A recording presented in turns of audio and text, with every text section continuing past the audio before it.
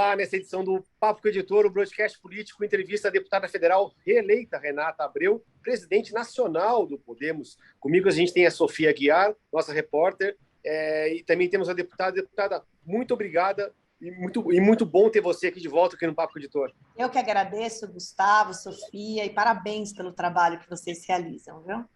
Deputada, em novembro aqui, o Podemos anunciou a incorporação do PSC, ou seja, os dois partidos vão ser um partido único, o que fez aí com que ganhasse também a força, né, a inclusão dos dois, desse novo partido, desse partido surgido da fusão, na federação que já tem entre o PSDB e o Cidadania, que já participou das eleições passadas, agora de 2022. Essa federação pode ser ampliada mesmo e criar um partido bem maior, ou essas legendas devem caminhar juntas aí nesse próximo mandato do Congresso e das Assembleias Estaduais? Foi uma união muito boa com o PSC, né, que é essa primeira etapa, e vai nos dar aí um tamanho, sendo a 8ª bancada na Câmara, com 18 deputados federais, com 7 senadores. E estamos em paralelo numa conversa, né, eu, pastor Everaldo, com a Federação do Cidadania e do PSDB, que tem um alinhamento muito próximo com o nosso também, e uma junção dessas forças políticas nos daria aqui na Câmara quase 40 deputados federais e no Brasil também uma força política importante nas eleições municipais. Então, essa é uma conversa que vai se iniciar, né? O PSDB, inclusive, essa semana deve autorizar as tratativas para a gente começar uma conversa de federação, mas o que temos hoje de concreto é a incorporação do PSC. Perfeito. Boa tarde, deputada.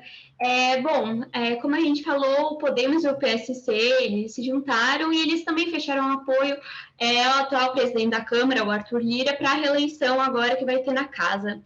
Diante desse apoio, o Podemos tem em vista se aliar a outro partido para ter um lugar na mesa diretora, visto que atualmente nem o Podemos nem o PSC têm representantes no colegiado? Nós temos também uma parceria já com o Arthur, né, com o compromisso de termos, sim, um espaço na mesa diretora da Câmara e colocarmos as nossas pautas. A gente tem pautas muito cruciais para o Podemos, como o fim do foro, por exemplo, e, naturalmente, quando a gente tem mais força na mesa, isso se torna mais fácil de ser viabilizado.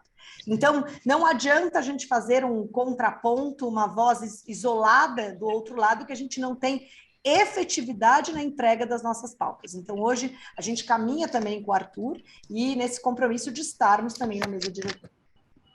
Deputada, no outro lado do Congresso, a gente tem o Senado, né? A gente tem... Hoje foi lançada a candidatura, nessa quarta-feira foi lançada a candidatura do Rogério Marinho, do PL, para poder ser um antagonista ao atual presidente do Senado, né, nessa disputa. Eu queria saber como é que o Podemos e o PSC, são 7 senadores, salvo engano, nessa bancada única, como os partidos devem caminhar, devem apoiar o atual presidente ou apoiar o Rogério, e também na questão da federação. Isso deve ser levado também para um bloco só no Senado, nessa disputa da presidência do Senado? Exato. A nossa bancada no Senado ainda não tem uma definição definitiva do caminho que vai se seguir no Senado, né? Hoje eles já têm um bloco também com o PSDB e uma eventual federação na proporcionalidade nos dariam 12 senadores. Então, um tamanho que muda por completo o cenário de ocupação, inclusive de espaços de comissão dentro do Senado Federal.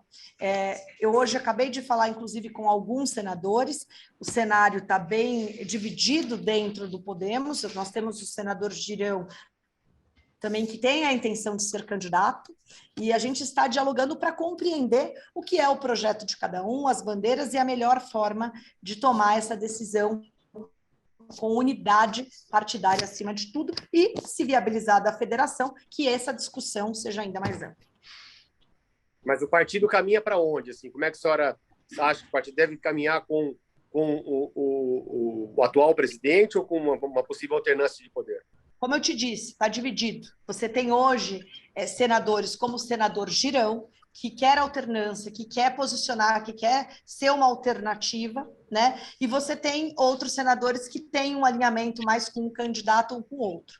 Agora, nós conversamos da importância de estarmos unidos nesse projeto. Então, naturalmente, se aguarda um pouco, porque viabilizando uma federação, o debate tem que ser ampliado com a federação. A decisão se torna conjunta, não é mais a decisão de um somente, é de todos. Então, é necessário que se aguarde um período para ver como vai caminhar essas conversas nacionais e de que forma a gente vai se posicionar lá. Então, a federação, desse discurso que a senhora está falando, a federação, então, deve ocorrer a curto prazo?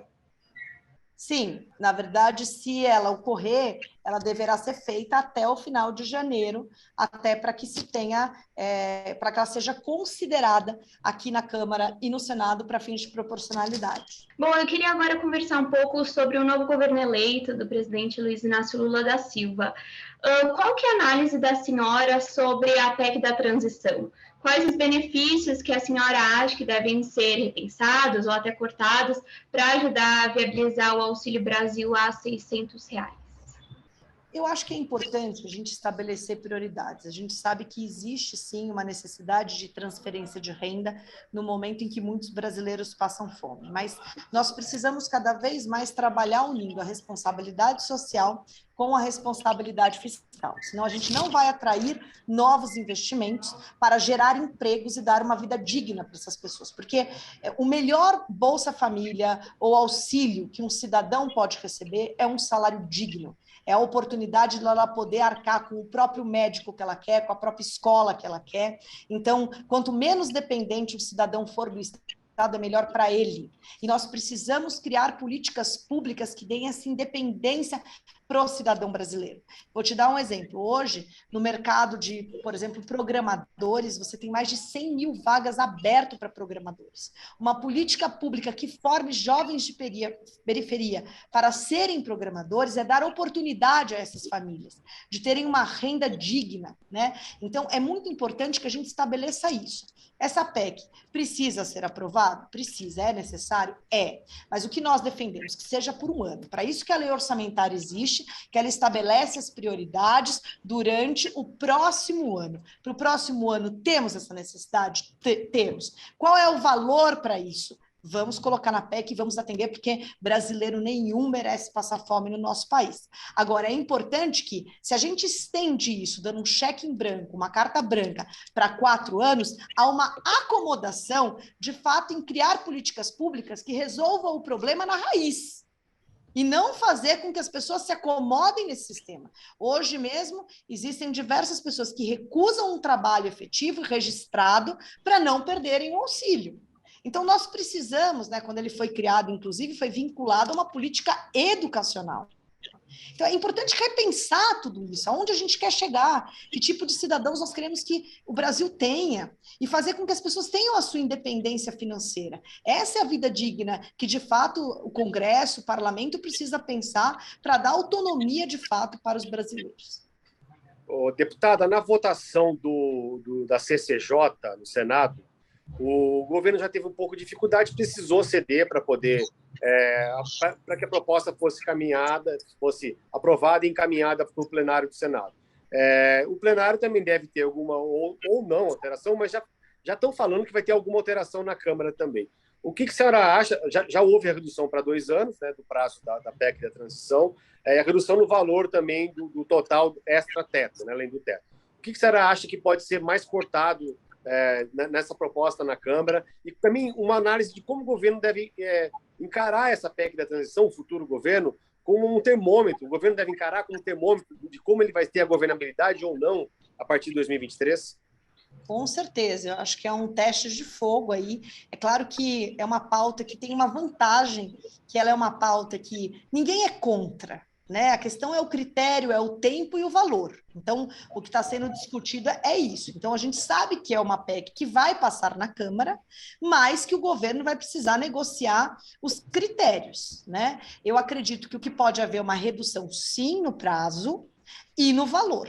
Isso é uma coisa que a gente acredita que na Câmara deve ter, inclusive no plenário do Senado já está se discutindo, inclusive, o prazo. Pode ser que no plenário do Senado ainda tem alterações, né? Então, vindo o texto para a Câmara, eu acredito que ele vai ser ajustado de forma a dar um conforto para essas pessoas, mas garantindo a responsabilidade fiscal.